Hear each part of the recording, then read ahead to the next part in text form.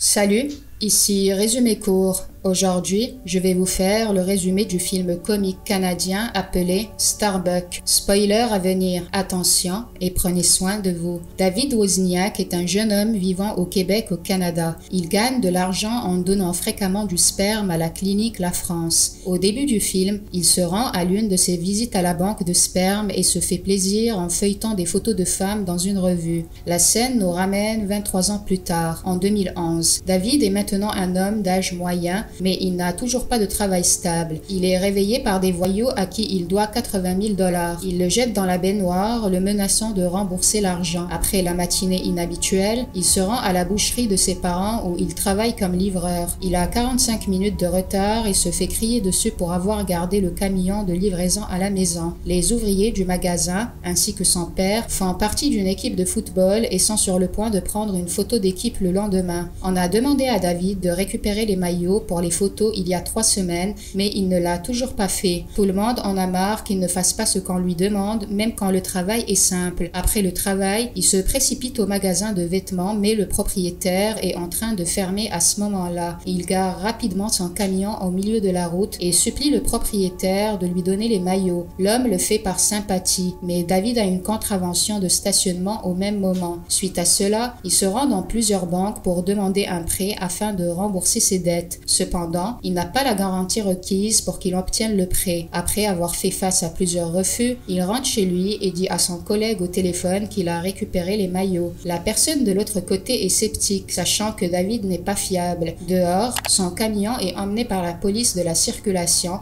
parce qu'il a reçu trop de contraventions. Les maillots se trouvaient encore dans le camion, ce qui signifie que l'équipe doit prendre des photos sans les porter. Tout le monde est déçu de David, bien qu'il soit habitué à son comportement. Après cela, David se rend chez sa copine Valérie. Elle est policière et est bien plus indépendante financièrement que David. Il ne lui a pas parlé durant plusieurs jours, ce qui fait que Valérie est fâchée contre lui. Alors que David essaie de s'expliquer, elle révèle qu'elle est enceinte. David est surpris par la révélation. Il n'est pas en mesure de dire s'il aime la nouvelle ou pas. Valérie sent qu'il hésite et lui dit qu'elle gardera l'enfant quoi qu'il arrive. Suite à l'interaction, David va rencontrer son ami, The Lawyer, qui est avocat. L'avocat a 4 enfants qui refusent tous de l'écouter. Il a été troublé par la paternité et suggère à David de ne jamais avoir d'enfant dans la vie. David, cependant, veut être père. Il est seulement confus car il ne sait pas si c'est le bon moment. Dès le lendemain matin, il se rend au travail de Valérie et lui déclare qu'il est prêt à être le père de leur enfant. En rentrant chez lui, il rencontre un homme en costume qui se présente comme Chamberlain. Il est l'avocat de la clinique où David s'est rendu pour effectuer des dons de sperme. Entre 1988 et 1990, David a fait des dons de sperme à la banque sous le nom de Starbuck. Il a fait plus de 693 dons sur une période de 23 mois. En raison d'une erreur, la société a fourni tous ses clients avec le sperme de David et par conséquent, il a engendré 533 enfants. Parmi eux, 182 veulent connaître son identité. Mais avant chaque don, David avait signé un contrat de confidentialité selon lequel la clinique n'est pas autorisée à partager ses informations personnelles. Mais les 182 enfants qui veulent connaître leur père ont poursuivi l'entreprise ainsi que leur clause de confidentialité en justice afin qu'elle leur révèle des informations sur David. En entendant tout cela, David panique et dit à plusieurs reprises qu'il n'est pas Starbuck. Après la rencontre, il va retrouver son ami l'avocat et lui parle de l'affaire. L'avocat veut qu'il dépose une plainte contre la clinique afin de gagner de l'argent, mais David refuse de le faire. Il note toutes les informations concernant la procédure de don de sperme et remet à David une enveloppe contenant des informations sur tous ses enfants. Le lendemain matin, David décide de jeter un coup d'œil à un papier et ouvre l'enveloppe par curiosité. La feuille qu'il sort contient des informations sur un footballeur connu, Riccardo Donatelli. David se rend compte qu'il est le père de l'un de ses joueurs préférés et se précipite pour le dire à l'avocat. Il va au match de Riccardo et l'encourage. Maintenant que David sait que le joueur est son fils, il est fier de ses gènes. Au début, il avait décidé qu'il ne s'impliquerait pas dans la vie des enfants, mais la curiosité l'emporte. Le lendemain, il sort un deuxième papier et fait la connaissance d'Étienne, son fils qui travaille dans un restaurant. David se rend au dit restaurant et trouve Étienne en train de se disputer avec quelqu'un au téléphone. Il s'avère que c'est un acteur qui éprouve des difficultés et qui vient de manquer une opportunité d'auditionner pour un grand rôle parce qu'il travaille. David propose de gérer la place pour lui pendant qu'il se rend à l'audition. Étienne croit que c'est un voleur qui met en place une tactique pour cambrioler le restaurant. Mais lorsqu'il qui lui offre les clés du camion de livraison pour aller à l'audition,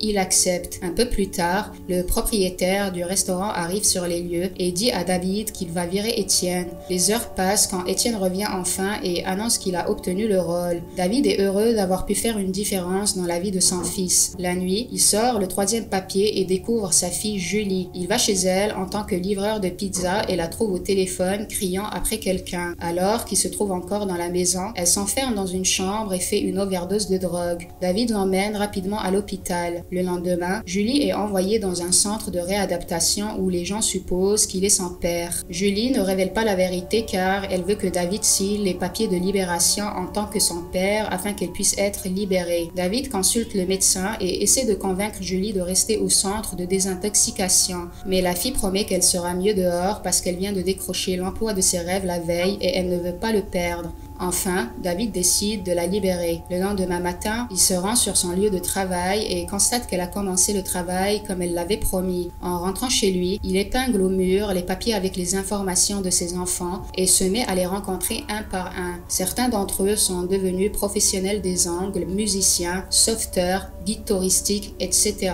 Il les rencontre tous et se met en 4 pour les aider s'ils en ont besoin. Un jour, Valérie lui rend visite à la boutique et lui demande de venir avec elle chez le médecin.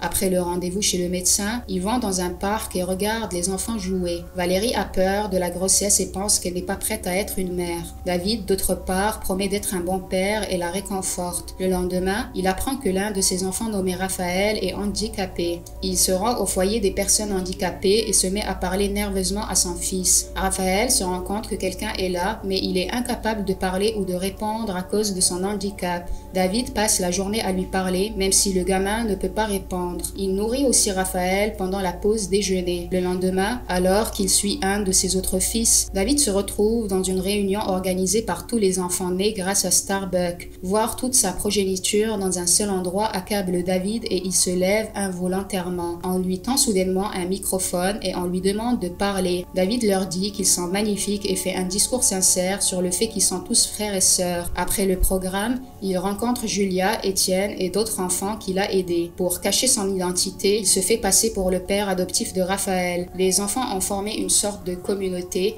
et ont commencé à socialiser les uns avec les autres en tant que demi-frères et sœurs. Lorsque David rentre chez lui ce jour-là, il est à nouveau placé dans la baignoire par les voyous à qui il doit de l'argent. La nuit, un de ses fils, Anthony, qui a découvert son identité, vient chez lui. Il dit qu'il ne veut pas révéler l'identité de David aux gens et ne cherche qu'à passer quelques jours avec son père biologique. David accepte qu'il reste à la maison. Lui et Valérie se rendent chez ses parents pour le dîner ce jour-là. Alors que tout le monde bavarde, le père de David leur raconte la fois où David leur a acheté des billets pour l'Italie. Il s'avère que ses parents n'avaient pas les moyens de se rendre à leur lune de miel, alors David a utilisé tout l'argent qu'il a collecté de ses dons de sperme pour leur offrir des vacances. Bien que personne ne sache d'où il a récolté l'argent, il loue sa prévenance. Valérie regarde David différemment après avoir découvert ce qu'il avait fait pour sa famille. Ensuite, David et Anthony vont à l'entraînement de football ensemble et profitent d'une journée père-fils. La journée se passe bien, jusqu'à ce que David mentionne qu'il doit s'occuper de sa vraie famille maintenant que Valérie est enceinte. Le lendemain, les enfants de David organisent un pique-nique. Ils chantent, dansent, mangent ensemble et partagent beaucoup de joie entre frères et sœurs. Le lendemain de l'événement, l'histoire de Starbucks retient l'attention des médias. Bien que les enfants ne voulaient pas dépeindre mal Starbucks, les médias le décrivent comme un pervers qui a utilisé sa sexualité pour gagner de l'argent. Quand David demande à Valérie ce qu'elle pense de Starbucks, elle prétend qu'il est semblable à une prostituée. Les deux se disputent à ce sujet. Un jour, avant un entraînement de football, l'équipe parle de Starbucks. Tous les coéquipiers de David pensent que c'est un pervers. Son frère lui demande s'il a jamais fait un don de sperme, mais David nie avoir fait quoi que ce soit de ce genre. La conversation s'échauffe lorsqu'ils prétendent que c'est un mensonge. David attaque presque son frère et doit être arrêté par les autres. Ce soir-là, il est informé que les voyous à qui il doit de l'argent ont menacé son père et tenté de le noyer dans la baignoire. S'il ne rembourse pas ses dettes rapidement, toute sa famille en souffrira. Par conséquent, David se rend chez l'avocat et dit qu'il déposera une plainte contre la clinique pour avoir utilisé son sperme de manière contraire à l'éthique. Il espère qu'après avoir remporté le procès, la clinique lui fournira une compensation monétaire. L'avocat est heureux d'avoir enfin obtenu une grosse affaire qui fera sa gloire s'il gagne. Au cours des prochains jours, il travaille très dur pour mettre en place un dossier solide. La veille du jugement, il joue joue au football sous une pluie battante pour soulager le stress. Le juge annonce enfin que Starbuck a entièrement droit à son anonymat,